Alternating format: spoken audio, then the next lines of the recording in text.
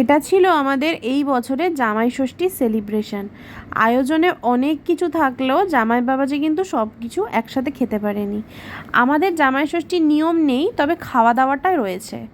প্রথমে গলদা চিংড়ি, এটা গলদা চিংড়ির মালাইকারি করা হয়েছিল। একদম হালকা পাতলা করে করার চেষ্টা করা হলেও সামান্য নারকেল আর পোস্ত বাটা দিয়ে এই রান্নাটা করা হয়েছিল। এটা সবাই ভীষণ মজা করে খেয়েছে এবং এটা টেস্ট হয়েছিল যথেষ্ট সুন্দর। তারপরেই চলে যাচ্ছে একদম আমাদের সবার ফেভারিট ইলিশ মাছ, একদম পদ্মার ইলিশ। সেটাকে সুন্দর করে ভাপা করা হয়েছিল। ইলিশের এই টেস্টটা সত্যি জামাই ষষ্ঠীর 4-5 দিন হয়ে গেছে, এখনও জাস্ট ভুলতে পারছি না, এতটা ভালো খেতে হয়েছিল। ইলিশ মাছের পরে চলে যাচ্ছি আমাদের সবার ফেভারিট মাটন। মাটনটা আলু দিয়ে কষা কষা করে করা হয়েছিল।